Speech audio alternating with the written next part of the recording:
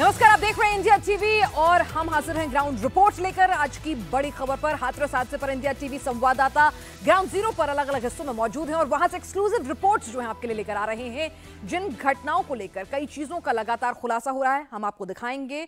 बाबा कैसे फरार हुआ, बाबा कहां हैं, बाबा की आखिरी बार किससे बात हुई, बाबा को लेकर क्या कुछ नए खुलासे हो रहे हैं और पुलिस ने किस तरह से अब बाबा के मुख्य सेवादार देवप्रकाश मधुकर पर भी 1 लाख रुपए के इनाम का ऐलान कर दिया है। 6 सेवादार अरेस्ट हो चुके हैं, लेकिन इस सब के बीच में बड़ा सवाल जो लगातार बना हुआ है ये कि हाथरस में हुए हादसे को 50 घंटे से ज्यादा वक्त बीत चुका है, लेकिन जिस बाबा के सत्संग में 125 लोगों की जान गई उसकी लोकेशन अभी तक ट्रेस नहीं हो पा रही है। आज इंडिया टीवी रिपोर्टर पवन नारा ने बाबा के काफिले का एक सीसीटीवी फुटेज भी भेजा है। आप देख सकते हैं सीसीटीवी फुटेज। 15 बाइक्स और करीब दर्जन भर गाड़ियां बाबा के इस काफिले की तस्वीर है। हादसे के महज 3 मिनट बाद ही, यानी तब तक बाबा नारायण हरि को यह जानकारी मिल गई होगी कि समागम में जबरदस्त भगदड़ मच गई है, क्योंकि बाबा के काफिले को रास्ता जब मिला और बाबा की चरण रज लेने के लिए ये पूरी की पूरी भीड़ जो है वो बेकाबू हुई थी। तो आप देखिए कि किस तरह से वहां से बाबा वहां रुककर लोगों को समझाता बुझाता ऐसा कुछ नहीं था, बल्कि बाबा अपनी पूरी की पूरी आर्मी के साथ, अपने पूरे कॉन्वॉय के साथ निकल गया। आप देखिए कि बाबा को सेफ पैसेज देने के लिए इन तस्वीरों में आप देखेंगे कि वहां पर बाबा की जो पूरी की पूरी नारायणी सेना है, प्राइवेट सेवादारों का जो रूट है वो भी खड़ा हुआ है। उसके जो कमांडोज जो आगे चलते हैं, जिन्हें वो गरुड़ कमांडोज कहता था, वो भी वहां पर उसके आगे आगे गाड़ी के काफिलों के आगे वो मोटर बाइक पर चल रहे थे। बाबा को वहां से निकालने के लिए चाक चौबंद इंतजाम किए गए थे। आमतौर पर होता है इस सत्संग में, जब कभी भी होता है तो जो सत्संग के गुरु होते हैं उनको निकालने के लिए एक सेफ पैसेज जो है वो साथ ही बनाया जाता है और भीड़ से पहले वो निकलते हैं। लेकिन सवाल ये उठ रहा है कि जब बाबा के निकलने के लिए इतनी अच्छी व्यवस्था बनाई जा सकती थी, तो वहां आए लाखों श्रद्धालुओं के लिए ये इंतजामात क्यों नहीं थे? क्यों वहां पर उनको कंट्रोल करने के लिए पर्याप्त मात्रा में सेवादार नहीं थे? या सारे के सारे सेवादार बाबा जी के लिए लग गए, बाबा जी का सेफ रूट लगाने के लिए लग गए? इसके अलावा हमारे संवाददाता विशाल प्रताप सिंह को बाबा के एक ऐसे दोस्त मिले हैं जिन्होंने उनके साथ न सिर्फ स्कूल में पढ़ाई की बल्कि पुलिस में उनके साथ नौकरी भी की। पुलिस कांस्टेबल सूरजपाल सिंह जाटव के बाबा नारायण हरि बनने तक का सफर उनके दोस्त ने किस तरह से बयां किया, क्या कुछ इनसाइड इंफॉर्मेशन दी कि अचानक से चमत्कारी बाबा कैसे बन जाता है पुलिस कांस्टेबल से? हम आपको दोस्त की जुबानी वो तमाम हकीकत सुनवाएंगे, लेकिन सबसे पहले देखिए कि बाबा साकार हरि का काफिला किस तरह से हादसे वाली जगह से गुजर रहा है। 1 किलोमीटर दूर ये जगह है और आप जो घड़ी में टाइम देख रहे हैं वो 13:41 यानी 1:41 दोपहर का है। तो जैसे ही ये भगदड़ हुई है उसके बाद ये बाबा उस रास्ते से निकला है और निश्चित तौर पर बाबा को बखूबी पता था कि वहां पर उस वक्त भगदड़ मची है। बाबा को इसकी जानकारी निश्चित तौर पर मिली होगी, लेकिन बाबा ने वहां रुकना, वहां के हालात का जायजा लेना बिल्कुल मुनासिब नहीं समझा। ना ही उन्होंने कोशिश की जो सेवादार उनकी सेवा में लगे हुए हैं कम से कम उनको पीछे भेज दें कि वो भीड़ को किसी तरह से कंट्रोल कर सकें, या भीड़ से खुद बाबा होने के नाते, उनके गुरु होने के नाते, जिनको उनके अनुयायी जो है मानते हैं, वो वहां पर किसी भी तरह से अपनी जिम्मेदारी निभाते हुए उनको समझाने बुझाने, संयम बरतने की अपील करते। बहरहाल बाबा का काफिला आप देखिए दनादन दनादन गुजरता चला जाता है। उनके काफिले की गाड़ियां, उनके काफिले के आगे Garud commandos, black cat commandos, उनके दोनों जिस रोड से गुजर रहे हैं वहां पर नारायणी सेना के सेवादार वहां पर खड़े हुए हैं। भगदड़ की खबर से बेपरवाह बाबा जल्द से जल्द वहां से रफू चक्कर होना चाह रहा है। इस फुटेज के बारे में डिटेल में जानकारी इंडिया टीवी के संवाददाता पवन नारा दे रहे हैं। 1:38 पर 2 जुलाई को भगदड़ मची और भगदड़ के बाद बाबा भागते हुए इस सीसीटीवी में रिकॉर्ड हुआ है। ये बाबा की वो प्राइवेट आर्मी है जो यहाँ लोगों को रोक रही है। इसके बाद ये बाबा के सिक्योरिटी गार्ड, कुल 15 बाइक्स यहां से निकल रही हैं और इसके बाद अब बाबा का काफिला, पहली गाड़ी, दूसरी गाड़ी अगर आप देखेंगे तो यहां से गुजरेगी, दूसरी गाड़ी, ये 2 भक्त हाथ जोड़ के खड़े हैं और इस गाड़ी में बाबा है, उन्होंने हाथ जोड़ा है चप्पल निकालकर और इस तरीके से बाबा का काफिला यहां भागते हुए दिखाई दे रहा है। ये भगदड़ के बाद की तस्वीरें हैं और जिस स्थान पर हम ये सीसीटीवी रिकॉर्ड कर रहे हैं वो घटनास्थल से लगभग 1 किलोमीटर आगे है। ये बाबा के सिक्योरिटी गार्ड बाकायदा वर्दी में तैनात हैं, यहां टोपी लगाई हुई है और इसके बाद बहुत से लोग आपको यहां से गुजरते हुए दिखाई देंगे। तो बाबा इस घटना के बाद यहां कुछ इस तरीके से भागता हुआ नजर आया। अगर यहां आप गौर करेंगे तो ये बाबा के सिक्योरिटी गार्ड काफी नजदीक से दिखाई दे रहे हैं। इन्होंने टोपी लगा रखी है, हाथ में लंबे लंबे डंडे हैं और यही सिक्योरिटी गार्ड बताए जा रहे हैं कि इस भगदड़ के पीछे की वजह है क्योंकि बाबा की गाड़ी को निकालने के लिए जब भीड़ को पीछे धकेला गया उसी के बाद ये भगदड़ शुरू हुई और ये सीसीटीवी सबूत है कि बाबा इस भगदड़ के बाद मौका वारदात से भागते हुए कैद हुआ है। इस काफिले में 18 बाइक थी। उसके बाद गाड़ी और तीसरी गाड़ी जब गुजरती है तो भक्तजन हाथ जोड़कर बाबा को प्रणाम करते हुए यहां दिखाई दिए हैं। तो बाबा की दीवानगी या बाबा का ब्रेन वॉश देखिए आप कि बाबा के वहां भगदड़ मच जाती है उस पूरे सत्संग समागम में। उसके बावजूद भी लोग जो हैं वो बाबा को शुक्रिया अदा कर रहे हैं, हाथ जोड़ रहे हैं, उनको प्रणाम कर रहे हैं अपनी जान बचाने की बजाय। महिलाओं और बच्चियों की मौत हो रही थी, उस समय बाबा का ध्यान श्रद्धालुओं पर बिल्कुल भी नहीं था। बस वो जल्द से जल्द वहां से निकलना चाह रहा था। सेवादारों की पहली प्राथमिकता थी कि बाबा को वहां से सुरक्षित निकाला जाए। वैसे हकीकत यही है कि बाबा नारायण हरि के सेवादार काफी उग्र, काफी एग्रेसिव नेचर के थे। हम आपको दिखाते हैं कि किस तरह से बाबा जो है वो लगातार हमेशा अपने सेवादार जो हैं उसके सेवादारों की भूमिका आज पुलिस ने भी संदेह के घेरे में बताई है। और आप सुनिए जरा सेवादार किस तरह से भीड़ को हड़का रहे हैं, भीड़ को डांट रहे हैं, गाली गलौज भी कर रहे हैं, और अगर कोई वीडियो बना रहा है तो उल्टा उसको धमका रहे हैं।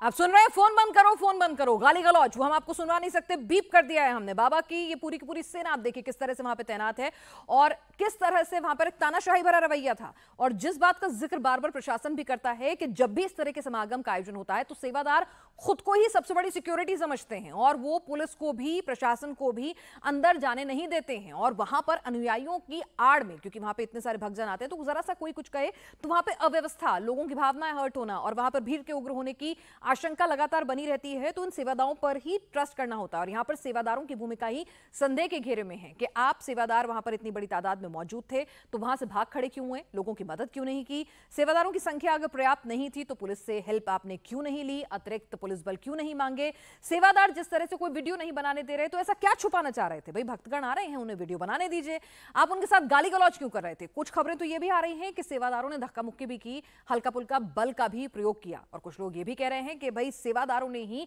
वाटर कैनन जो है वो पानी की बौछारें की जिसकी वजह से कीचड़ भी फैला और लोग जो है स्लिपरी जगह पर गिर भी गए। तो सेवादारों की जो पूरी की पूरी भूमिका है कि उन्होंने इस भीड़ को किस तरह से टैकल किया, किस तरह से उन्होंने भीड़ के साथ सलूक किया, वो भी अपने आप में सवाल उठाती है। लोगों को धमकाते सेवादार के इस वीडियो में आपने एक चीज पर गौर किया होगा। 2 जुलाई यानी महीने के पहले मंगलवार को जिस जगह बाबा का समागम हो रहा था वहां लाखों श्रद्धालुओं की भीड़ तो थी ही, साथ ही साथ बाबा की प्राइवेट आर्मी के लोग भी हजारों की तादाद में मौजूद थे। लेकिन श्रद्धालुओं को बाहर किस तरह से निकालना है, क्या बैरिकेडिंग करनी है, कोई लेन्स बनानी है, इसके कोई इंतजाम नहीं दिख रहे हैं। पहली प्रायोरिटी बस ये थी कि कोई बाबा की तरफ ना पहुंच सके, उनकी सिक्योरिटी हो जाए, बदइंतजामी की पोल ना खुल जाए, इसलिए वीडियो भी नहीं बनाना है, छिपाना है, गाली गलौज करनी है, धमकाना है। अलीगढ़ रेंज के आईजी शलभ माथुर ने भी आज यही बात की। उन्होंने कहा कि ये सेवादार व्यवस्था बनाने में पुलिस की मदद नहीं लेते, खुद ही इंतजाम करने की कोशिश करते हैं। पुलिस ने मुख्य सेवादार देवप्रकाश मधुकर पर 1 लाख रुपए के इनाम का ऐलान किया है। आपको बता दें देवप्रकाश मधुकर का जो एड्रेस दिया गया था वो वहां पर हाथरस में मौजूद नहीं है। उसके घर में उसकी पत्नी और 2 बच्चे हैं, वो भी संपर्क में नहीं है। पड़ोसी बता रहे थे जब हमारे संवाददाता अमित पालित उनके घर पहुंचे कि वो वहां से निकल चुके हैं, फरार हो चुके हैं। अब उन पर 1 लाख रुपए की इनामी राशि जो है वो घोषित कर दी गई है। लेकिन इस सब के बीच में सवाल बार बार यही है, इस तरह के समागम में जो गाइडलाइंस दी गई थी, जो गाइडलाइंस बनाई गई थी कि जब भी इस तरह की भीड़ जो है वो इकट्ठा होती है तो एनडीआरएफ ने कुछ गाइडलाइंस प्रॉपर चॉकआउट की थी, तो उनको फॉलो क्यों नहीं किया गया था। यहां पर प्रशासन ने वो गाइडलाइंस इंप्लीमेंट हो इसकी तरफ ध्यान क्यों नहीं दिया गया था। ये लापरवाही प्रशासन की भी आती है, लेकिन हाँ सेवादारों की भूमिका लगातार संदेह के घेरे में जरूर है। बाबा के अनुयायियों के बारे में पता लगा कि उनके बारे में काफ़ी मान्यताएं हैं और बाबा के चरण रज लेने से बहुत सारे संकट दूर हो जाते हैं। और हम लोग चरण जो बाबा की गाड़ी थी उसको काफिले को भीड़ से निकालने हेतु आगे पीछे दौड़ते हैं। उस दिन भी बाबा की चरण रज के लिए भीड़ गाड़ी के आसपास आई तो सेवादारों ने भीड़ को रोका और जैसे ही काफिला आगे निकला तो सेवादारों ने भीड़ को चरण रज होने के लिए अनियंत्रित छोड़ दिया। उसके बाद महिलाएं बच्चे एक दूसरे के ऊपर गिर गए। घटना जब हुई तो ये लोग मौके से फरार हो गए। इनके द्वारा वहाँ पर किसी प्रकार का कोई सहयोग वहाँ की पुलिस या प्रशासनिक व्यवस्था को नहीं दिया गया। एक बात जो और प्रकाश में आई कि वहाँ पर ये किसी भी व्यक्ति को वीडियो बनाने से रोकते थे। वह पुलिस प्रशासन को जो अभी तक की हम लोग की पूछताछ और साक्ष्य संकलन है और जो वीडियो आप लोग के माध्यम से भी प्राप्त हुए उसके अंदर देखा गया कि इनके द्वारा खुद ही अपने आप को भीड़ नियंत्रण का प्रयास किया जाता है और किसी प्रकार की पुलिस वहाँ पर या प्रशासनिक व्यवस्था को ये लोग एक तरह से अलाउ नहीं करते हैं, इनके अपने उसमें रिजर्वेशंस हैं। ये भी बात, जो मुख्य अभियुक्त हैं जो प्रकाश मधुकर हैं, उनके ऊपर 1 लाख की गिरफ्तारी का जोन लेवल के ऊपर आदेश किया जा रहा है। 1 लाख का जो पुरस्कार होता है वो घोषित किया जा रहा है। शीघ्र उनके NBW की भी कार्रवाई की जाएगी और इसमें खासतौर से विवेचना में भी इस चीज़ को भी देखा जाएगा कि कोई आपराधिक षड्यंत्र किसी व्यक्ति द्वारा या किसी संस्था द्वारा तो नहीं है, ये किसी साजिश का तो हिस्सा नहीं था। तो ये टोटल, जैसा मैंने बताया, 6 लोगों की गिरफ्तारी हुई है, अलग अलग जगह के रहने वाले हैं। और लगातार इन बाबाओं का जो पूरा मोडस ऑपरेंडी होता है वो सवालों के घेरे में होता है। इनके आश्रम की छत जाके देखिएगा 10-10, 12-12 फीट ऊंची होती है। वहां सेवादार ऐसे तैनात होते हैं जैसे किसी को जेड सिक्योरिटी मिली हुई हो, आपको अंदर नहीं जाने देंगे, पूछताछ करेंगे जैसे कि पुलिस के अधिकारी हों। और जब इस तरह के समागम का आयोजन होता है तो पुलिस प्रशासन की मदद नहीं लेते हैं, बल्कि अपने सेवादारों पर ही डिपेंडेंट रहते हैं। उनको अलग अलग कैटेगरी में बांटा गया है। जैसे यहाँ पर भी अलग अलग कैटेगरीज थी। गरुड़ कमांडोज थे जो बिल्कुल इनर मोस्ट जो सर्कल होता था उसमें रहते थे, जिनके ऊपर प्रमुख तौर पर बाबा की सिक्योरिटी की जिम्मेदारी थी। फिर नारायणी सेना है, पिंक आर्मी जिसको कहा जाता था। उसके अलावा जो है वो ब्राउन कलर की खाकी वर्दी में भी कुछ सेवादार मौजूद रहा करते थे। तो कई अलग अलग तरह के सेवादार वहां पर थे। अलग अलग घेरे में उनका काम होता था भीड़ को नियंत्रित करना और बाबा को सुरक्षा मुहैया कराना। आम जिस तरह से लगातार कहा जा रहा है कि पुलिस प्रशासन की मदद ये लोग कतई नहीं लेते थे। अपने आसपास एक ऐसा अभेद किला, एक ऐसी पजल क्रिएट करके रखते थे कि इनके बारे में किसी को कुछ पता ना चल सके, कोई वीडियो ना बना सके। तो सवाल इनकी नीयत पर भी उठता है कि अगर सब कुछ पाक साफ था, आप सिर्फ भगवान का नाम ले रहे थे, आप सिर्फ लोगों को अच्छी बातें सिखा रहे थे, तो इस तरह की सीक्रेसी, इस तरह की प्रिवेसी, इस तरह से छिपाना क्यों? बहरहाल इस पूरे मामले में 6 लोगों को अरेस्ट कर लिया गया है। उसमें 2 महिलाएं और 4 पुरुष हैं। हादसे की जांच के लिए जोन स्तर पर SOG यानी स्पेशल ऑपरेशन ग्रुप का गठन कर दिया गया है। पुलिस का साफ कहना है कि भगदड़ मचते ही समागम के आयोजक वहां से भाग खड़े हुए, लोगों को उनके हाल पर छोड़ दिया। किसी तरह की कोई मदद, हॉस्पिटल पहुंचाने की कोशिश नहीं थी। अरे बाबा के काफिले में जितनी गाड़ियां थी, अगर उन गाड़ियों को ही लोगों की मदद में लगा देते तो शायद कई लोगों की जान बच सकती थी। लेकिन बाबा तो अपने पूरे गाड़ियों के काफिले के साथ, अपने सेवादारों के साथ रफूचक्कर होने में ही भलाई समझी। उन्होंने भक्तों की परवाह नहीं की। लेकिन भक्तों का ब्रेन वॉश ऐसा है कि अभी भी अगर आप भक्तों से जाके पूछेंगे कि बाबा की कोई गलती है, कोई लापरवाही है, तो कहते नहीं, बाबा ने कुछ नहीं किया। विवेचना प्रारंभ करते हुए 6 लोगों की अभी गिरफ्तारी की गई है। विवेचना के क्रम में ADG जोन आगरा द्वारा भी सभी जनपद में निर्देशित किया गया है अपने जनपद में गिरफ्तारी हेतु, और जोन स्तर के ऊपर भी एक SOG टीम का गठन हुआ है जो कि संलिप्त लोगों और संस्था के सेवादार अधिकारी पदाधिकारियों की भूमिका को जांच करेगी। इसके अलावा रेंज लेवल की जितनी भी SOG टीम है उनको पुलिस अधीक्षक हाथरस के सहयोगार्थ संबद्ध किया गया है।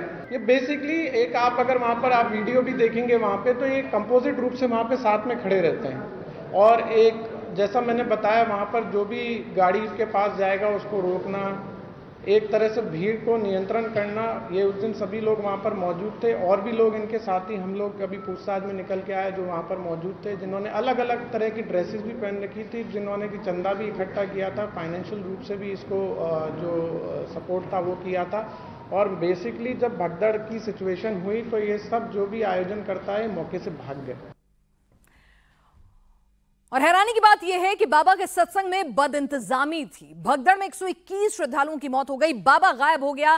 पीछे रुककर उसने अपने अनुयायियों की हालचाल जानने की कोशिश नहीं की। यह भी नहीं सोचा कि मेरे काफिले में इतनी गाड़ियां हैं, उन्हीं गाड़ियों को अगर मैं रेस्क्यू के काम में लगा दूंगा तो शायद लोगों की जान बच सकती है, लोग जो है उन्हें अस्पताल तक पहुंचा दूंगा। मेरे लिए जो पूरा सुरक्षा के लिए काफिला लगा हुआ है, मेरे जो ब्लैक कैट कमांडो चल रहे हैं, वो अगर वहां रुकेंगे तो शायद अव्यवस्था फैलने से कुछ हद तक रोक सकेंगे, घायलों को मदद पहुंचाने में मदद कर सकेंगे। लेकिन नहीं, बाबा तो तुरंत वहां से रफूचक्कर हो गया कि कहीं यहां पर उनकी जान को ना आ जाए, उनको ब्लेम ना आ जाए। अब हैरानी देखिए कि बाबा के प्रति श्रद्धा या फिर ये कहें कि ब्रेन वॉश ऐसा किया गया है कि बाबा के चमत्कारों पर लोगों का भरोसा अब भी कायम है। कोई भी बाबा उनके सेवादारों की गलती नहीं बता रहा है। अब तक की जांच में सामने आया है कि भगदड़ की वजह यह थी कि लोगों ने बाबा की गाड़ियों की धूल लेना चाहते थे और बाबा खुद अपने प्रवचन में कहते थे कि मेरी चरण रज अगर आपने माथे से लगा लिए, आपने हल्का सा उस भभूत को खा लिया, जमीन पर मेरे पांव पड़े हैं, मेरी गाड़ी गुजरी है, तो आपकी सब दिक्कतें दूर हो जाएंगी। श्रद्धालुओं को बाबा और उनके आश्रम से जुड़ी हर चीज में चमत्कार नजर आने लगा था। आज हमारे संवाददाता विशाल प्रताप सिंह बाबा के आश्रम गए और उन हैंडपंप को देखा जिनके बारे में दावा किया जाता है कि उनका पानी पीने से बीमारियां ठीक हो जाती हैं। आप खुद इन हैंडपंप को देखिए, ये हमारे आसपास लगे हुए हैंडपंप जैसे ही हैंडपंप हैं।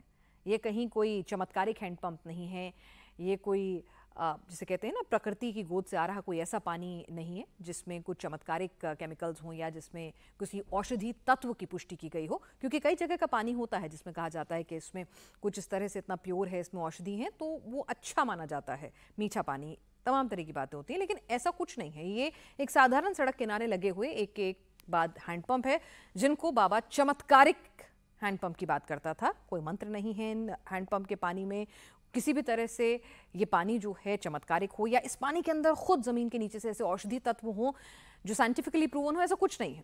लेकिन फिर भी लोग इस पानी को पीने के लिए, इसे नहाने के लिए, इसे अपने घर में रखने के लिए बड़ी तादाद में इकट्ठा होते हैं।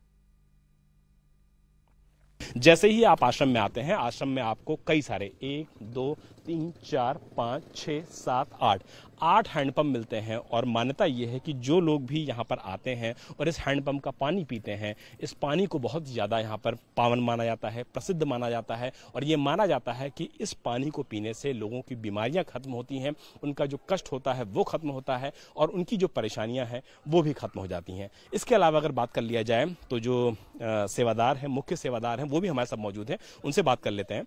दादा, कल से आपसे हम लोग बात कर रहे हैं, ये बताइए कि जो पानी की विशेषता है, लोगों की मान्यता क्या है इस पानी को लेकर के? ऐसा है, देखो ऐसा कि पानी हम और आप सभी जानते हैं कि पानी घरों में नल लगाए जाते हैं, कहीं भी नल लगाए जाते हैं, तो पानी पीने के लिए, नहाने धोने के लिए लगाए जाते हैं। और ये पानी की मान्यता जो लोग बकवास करते हैं ना कि पानी अगर बीमारी ठीक कर देगा, क्या लोग कहते हैं कि भाई हमारी कोई परेशानी होती है, कोई दिक्कत होती है, तो इस तरीके से यहाँ पे हमको फायदा मिलता है। ऐसा है कि पानी काम नहीं करता, दवा डॉक्टर देते हैं, वो भी कहते हैं कि प्रभु हमारा काम हमने कर दिया, अब अपना काम कर देना, तब वो दवाई काम करती है। ऐसे ही जल पीने वाले जल पी रहे हैं और परमात्मा का नाम ले रहे हैं, तो वो काम हो रहा है और वो समझ रहे हैं हमने पानी पी लो तो काम है। वो ये भ्रम है। आप चूंकि यहाँ के मुख्य सेवादार हैं, भोले बाबा इस समय कहाँ है? सब लोग जानना चाह रहे हैं कि कहाँ है। क्या आप लोग की जानकारी में है कि भोले बाबा कहाँ है? हमारी कोई जानकारी भी नहीं है अभी तक, ये जानकारी आप स्वयं करें। जो मुख्य सेवादार हैं उनको फिलहाल जानकारी नहीं है कि इस समय भोले बाबा कहाँ हैं। आश्रम की अगर बात कर लिया जाए तो देखिए लंबा प्रांगण यहाँ पर है कि जो लोग यहाँ पर आते हैं, भक्त यहाँ पर आते हैं, उन सारे लोगों की ठहरने की, रुकने की जो व्यवस्था होती है इसी आश्रम के जरिए की जाती है।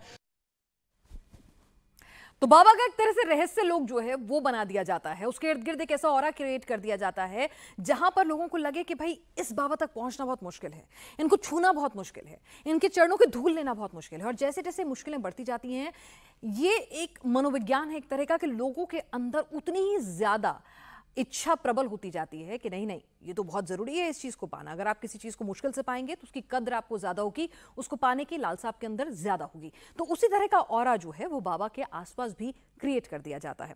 आपको बता दें, हादसा हाथरस में तो हुआ है, लेकिन इसके बावजूद बाबा की अंधभक्ति में कमी आ रही हो ऐसा लग नहीं रहा है।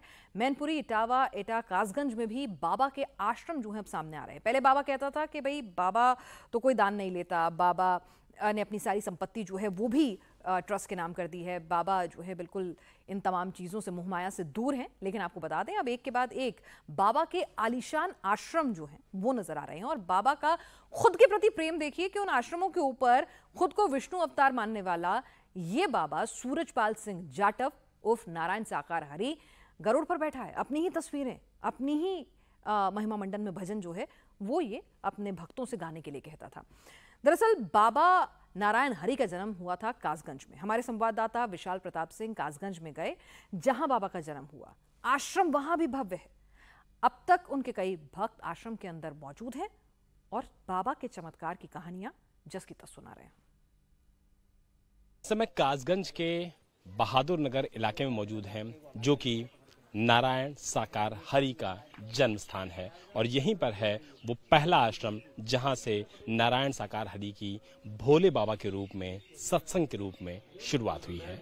मैं ठीक पीछे का जो हिस्सा है इसको आप देखिए, और अंदाजा लगाइए कि किस तरीके से बड़ा ये आश्रम बनाया गया है। और यहाँ पे भी लिखा गया है कि नारायण साकार हरि चैरिटेबल ट्रस्ट, नारायण साकार हरि धाम। और यहाँ पे भी देखिए कि जो बड़ी गगनचुंबी इमारत है, इस इमारत के बैक साइड में आप देखिए कि बड़ा सा फूल लगाया गया है, गेट है, नीचे सेवादारों की ड्यूटी लगाई गई है। और ये वो सेवादार हैं जो कि इस परिसर की, इस इलाके की सुरक्षा व्यवस्था के लिए लगाए जाते हैं। लेकिन इन सेवादारों का कहना है कि कोई भी पैसा ना तो वो लेते हैं ना तो वो देते हैं, सेवा भाव से इस पूरे कार्य को करते हैं। ये दरअसल जो इलाका है, ये जो पूरा परिसर है, पूरा प्रांगण है, इसमें कहा जाता है कि नारायण साकार हरि जब कभी भी यहाँ आते हैं तो वो अपने परिवार के साथ यहीं पर रुकते हैं और बाकी किसी को फिलहाल यहाँ पर अंदर जाने की इजाज़त नहीं दी जाती है। भोले बाबा के बारे में, चैरिटेबल ट्रस्ट के बारे में, बाकी चीज़ों के बारे में जब से बाबा जी आए तब से क्या है बाबा जी का जो मुख्य काम है वो क्या है? लोगों को जागरूक करना, लोगों को अच्छी बातें बताना, ये उनका उद्देश्य। यहाँ पे जो आता है, कहा जाता है कि उनके आशीर्वाद से, बाकी सारी चीज़ों से लोगों की बीमारियाँ, परेशानियाँ खत्म होती हैं। होती हैं। आप लोग मानते हैं इस बात को? मेरी खुद हुई है। आपकी परेशानी दूर हुई है? क्या समस्या खत्म हुई है? मेरे स्टोन थे, काफ़ी दवाई ली मैंने, फतेहगढ़ से, फरकोबाद से, गंज से, पटियाली से, कहीं से नहीं निकली। मैं यहाँ पे जुड़ी, यहाँ पे आई गई, यहाँ के पानी से नहाई धोई, मेरे स्टोन बाहर हो गए। यहाँ का पानी मतलब प्रसिद्ध है, काफ़ी ज़्यादा पावन है। पानी तो एक देखो नहर का भी है, गंगा का भी है, लोग गंगा का पानी क्यों पीते हैं? नल हमारे घर पे भी है, नल यहाँ पे भी है। कुछ तो चमत्कार है यहाँ पे। आज की दुनिया में लोग चमत्कार को ही नमस्कार कर रहे हैं, पता है ये बात आपको? चमत्कार मतलब हो रहा है। लेकिन फिर सवाल ये भी उठता है कि बहुत सारे लोगों की मौत हो गई हाथरस में। चमत्कार होता तो लोगों की मौत ना होती। गंगा मैया आप लोग क्यों जाते हैं? गंगा मैया में शक्ति है ना, तो वहाँ लोग क्यों डूबते हैं? किसी की मृत्यु को ये नहीं बदल सकते, जिसकी मृत्यु होनी है उसकी होनी है, ये नहीं बदल सकते। 13 साल का हो चुका है जब से मेरे कुछ भी नहीं हुआ, और मैं यहाँ आई, नमन भी किया, जल वगैरह पिया, और मेरे अब कुछ है। प्रभु का चमत्कार है, प्रभु बहुत कुछ हमको यहाँ से लाभ है, आराम है। चमत्कार ही है। आप बताइए, आपने जो देखा हो, परेशानियां लोगों की खत्म हुई हो, चमत्कार आपके साथ कुछ हुआ हो? चमत्कार देखिए, लोगों का विश्वास ही चमत्कार है। वैसा कोई मतलब वो नहीं है कि बाबा जी कहते हैं हमारे नल का पानी पियो आके आपको ये हो जाएगा, वो हो जाएगा, नहीं, वो खुद नहीं कहते, वो नहीं कहते किसी को, वो नहीं कहते हैं। ठीक है, हमारा की आस्था है। मेरी आस्था ही मेरा चमत्कार है। यहाँ जो पब्लिक आ रही है उनकी आस्था वही चमत्कार है, उनका विश्वास ही चमत्कार है। सेवादार हैं वो भी यहाँ पर मौजूद हैं, सेवादारों से बात कर लेते हैं। आप लोग बताइए कि कब से आप लोग यहाँ पर काम कर रहे हैं? हम 2017 से काम कर रहे हैं। मतलब 8 दिन की हमारी ड्यूटी लगती है, महीने में 3-4 महीने बाद। कहाँ के रहने वाले हैं आप? हम फिरोजाबाद से हैं। ड्यूटी करने यहाँ आते हैं? ड्यूटी करने आते हैं। सेवा भाव से या कोई पैसा भी दिया जाता है? निःशुल्क सेवा करते हैं। ट्रेनिंग दी गई है आप लोग को? कभी कोई दिक्कत आ जाए, कोई परेशानी आ जाए तो क्या से काम करना है? परेशानी आ जाए तो उसको अपने ये शस्त्र है, इससे अपनी सहायता करो। ट्रेनिंग मिली है आप लोगों को प्रॉपर इसकी? ट्रेनिंग मिली उसकी। कितने दिन की ट्रेनिंग थी? कौन देता था ट्रेनिंग? हमारे कमांडर साहब देते हैं। कौन है कमांडर साहब? शुगर सिंह, फिरोजाबाद के हैं। कितने आप लोगों के इस तरीके के लोग होंगे यहाँ पे? यहाँ पर अभी तो कोई 9 सेवादार हैं जो ड्यूटी यहाँ पर प्रॉपर कर रहे हैं। तो बाबा कह रहे हैं कि सेवादार बाकायदा ट्रेंड होते हैं, किस तरह से उनको सिखाया समझाया जाता है। अपनी ही एक पर्सनल सिक्योरिटी आर्मी जो है वो तैयार कर ली जाती है, ताकि एक सुरक्षा घेरा, एक ऐसे लोगों का कवच, जो बाबा बोलें, जैसा बाबा बोलें, जैसा बाबा दिखाना चाहें वही आम जनता तक पहुंचे और एक तरह का तिलिस्म बाबा के इर्द गिर्द क्रिएट हो जाए, जिससे लोगों को ब्रेन वॉश करने में मदद मिल सके। हाथरस में बाबा नारायण साकार हरि का आश्रम हमने आपको दिखाया, उस आश्रम में मौजूद लोगों की बात भी सुनाई, जहां बाबा का जन्म हुआ। चमत्कार पर आज भी भरोसा दिखाया, लेकिन इस बीच कुछ लोग ऐसे भी मिले हैं जो इसे ढोंग बता रहे हैं। कासगंज में इंडिया टीवी संवाददाता विशाल प्रताप सिंह को सूरजपाल के दोस्त राम स्नेही भी मिले। राम स्नेही सूरजपाल के साथ बचपन में पढ़ चुके हैं, पुलिस में भी साथ नौकरी कर चुके हैं। राम स्नेही कह रहे हैं कि हैंडपंप से जादुई पानी निकलने, बाबा के चरण रथ से चमत्कार होने की बातें कोरी अंधविश्वास है। कभी पुलिस में काम करने वाला सूरजपाल कैसे भोले बाबा बन गया, हमारे साथ बातचीत करने के लिए मौजूद हैं राम सनेही राजपूत, जो कि सूरजपाल के साथ न सिर्फ पढ़े हुए थे, सहपाठी हैं, बल्कि पुलिस विभाग में भी साथ काम किया था। यानी कि काफी सारे राज राम सनेही जी के पास हैं, जो कि वो इंडिया टीवी पर एक्सक्लूसिव बताने जा रहे हैं। राम सनेही जी, सबसे पहले जानना चाहूंगा कि आपके जो सहपाठी जो बाद में पुलिस में थे, वीआरएस ले लेते हैं, कब पता लगा कि भोले बाबा बन गए? तो बाद में पता चला रिजाइन देने के बाद, जब रिजाइन दे आए थे इटावा से, सीआईडी में कांस्टेबल के पद से रिटायर हो गए, समझे? तो आपको बताया नहीं कि हम क्यों रिटायरमेंट अब ले रहे हैं एकाएक? नहीं, आपने पूछा तो होगा, साथ में पढ़ते थे, सहपाठी थे। आए थे तो हम आगरा वगैरह पेठा वगैरह लाए थे, हमारे घर आए थे, ऊपर बैठे थे, तो कब भाई हाँ, तो उन्होंने कहा कि हम जो है एक धर्म का काम करेंगे, धर्म काम करेंगे, हम आपके मालूम विरोध भी नहीं करेंगे, धर्म काम करोगे तो क्यों धर्म काम हम विरोध क्यों हकदार हूँ? आप क्या कहा उन्होंने? धर्म का काम कैसे शुरू होगा? तो भाई पुलिस में काम करते थे, गांव के एक नॉर्मल आदमी थे, धर्म का काम कैसे शुरू कर लेंगे, कैसे भोले बाबा बन जाएंगे? क्या कुछ बताया था आपको? तो दुनिया अंधविश्वास की है, दुनिया में अंधविश्वास है, कोई कुछ कह दे तो आदमी वही समझता है कि यही सब कुछ है। ये तो आप तो उनके दोस्त हैं, आपको कोई बताया कि कैसे जाएंगे धर्म के रास्ते पे, अंधविश्वास के रास्ते पे? कोई यही बैठ कहता आपकी निराकार, आपकी साकार और हमें विष्णु अवतार। खुद को विष्णु अवतार बताते थे, तो आपने मना नहीं किया कि भाई विष्णु अवतार कैसे हो जाओगे? चक्कर है, चक्कर दिखाई दे रहा है कि नहीं दे रहा है, काम फर्जी बात। तो या लोग तो बोलते थे कि चक्र दिखाई पड़ रहा, आपको नजर नहीं आया कभी? कभी नहीं, झूठ बात है। झूठ बात, ये सब थोड़ी है भाई, ये सब तो ये इनके गांव के बाहर जो हैंडपंप लगा हुआ उसमें कहा था अमृत वाला पानी निकलता है। तो नहीं है तो कोई बात नहीं, कोई बात नहीं। आपने कहीं पानी नहीं पिया, कोई फायदा नहीं हुआ आपको? कुछ नहीं ना, हमें क्या पानी पीने। बगल के गांव में है, सहपाठी रह चुके हैं, पुलिस विभाग में काम कर चुके हैं, पानी पीते हैं तो कोई अमृत निकलता है पानी से। वो तो कहते हैं बहुत सारे लोग कि हमको ये फायदा हो गया, वो बीमारी ठीक हो गई, पथरी ठीक हो गई। ये फर्जिफिकेशन है, फर्जिफिकेशन, ऐसी कोई बात नहीं। आपको लेकिन बताया तो होगा कि कैसे लोगों से बात करूंगा, कैसे वीआरएस लूंगा, कैसे इतना बड़ा आदमी बनूंगा, कुछ तो बताया होगा। प्लान क्या है? प्लान वो ही है कि बच्चे नहीं, उनके कुछ नहीं, तो इनका खुद ही ऐसी भावना निकली कि बच्चा नहीं, कुछ नहीं, मैं करूं तो किसके लिए करूं। यौन उत्पीड़न का भी केस आया था, कुछ लड़कियों का भी मामला था। ना लड़कियों का मामला शुरुआत में सत्संग चला तब मामला हुआ था, उसके बाद तो हमारी समझ में जानकारी नहीं, क्योंकि मामला हुआ था? रात में सत्संग होता था, लोग अपने खेत में ले जाते थे, पटापुटू के तब तक करे कुरू के। तो बाबा का भी सहयोग रहता था, भोले बाबा का? बाबा जैसे जानकारी नहीं, वो सहयोग रहता है या नहीं रहता, जी जानकारी नहीं। तो यौन उत्पीड़न का मामला इनके ऊपर आ गया, कई बताते हैं कि जमीन कब्जे के मामले आ गए। जमीन कब्जा तो नहीं, इतनी थोड़ी है जितनी कब्जा ली है, कब्जा ली है ज्यादा भूमि। तो हमने आपको अभी बाबा के बचपन की बातें सुनाई, उनके दोस्त क्या कह रहे हैं, उनके चमत्कार को लेकर उनके भक्तों का क्या कहना है, क्या दावे हैं, कौन इसे अंधविश्वास बता रहा है, कौन इस पर अभी भी भरोसा कर रहा है। लेकिन बाबा के श्रद्धालुओं को इससे कोई फर्क नहीं पड़ता। वैसे भी जहां आस्था है वहां तर्क तो कभी चलते नहीं। 121 लोगों की मौत के बाद भी बाबा पर लोगों की आस्था बनी हुई है। आज जब इंडिया टीवी संवाददाता कुमार सोनू बाबा के मैनपुरी आश्रम पहुंचे तो उन्होंने देखा कि लोग आश्रम के बाहर अभी भी माथा टेक रहे हैं। कोई गुस्सा नहीं है, कोई नाराजगी नहीं है। लगातार बता रहे हैं कि देखिए कि किस तरह से भीड़ को उनके सेवादार जो है वो काबू नहीं कर पा रहे हैं, बाबा की सेवा में लगे हुए हैं, बदतमीजी कर रहे हैं, बदसलूकी कर रहे हैं, गाली गलौज कर रहे हैं, वीडियो नहीं बना दे रहे, भाग खड़े हुए हैं वहां से, किसी की मदद के लिए नहीं आए, बाबा का काफिला नहीं रुका। ये तमाम बातें लोगों को लगातार बताई जा रही हैं, लेकिन लोगों के अंदर बाबा को लेकर किसी तरह से कोई नाराजगी हो अभी तो फिलहाल नहीं दिख रहा है। महिलाएं अभी भी बाहर आकर बाबा के बंद पड़े हुए आश्रम में, जिसमें अंदर किसी को नहीं जाने दिया जा रहा है, वहां पर माथा टेक टेक कर जा रही हैं। मैनपुरी के आश्रम के बाहर मौजूद हैं, बाबा के आश्रम के बाहर हम, और यहाँ पर देखें तो एक महिला जो बाबा की फॉलोअर है वो यहाँ पर पहुंची है, बाबा की समर्थक है, और किस तरीके से जमीन पर दंडवत होकर आश्रम को देखते हुए जो है वो प्रणाम कर रही है। दरअसल इसी तरीके से यहाँ पर जो है भक्त आते रहते हैं और इसी तरीके से वो अपनी पूजा या साधना यहाँ पर करते हैं और उसके बाद यहाँ से चले जाते हैं।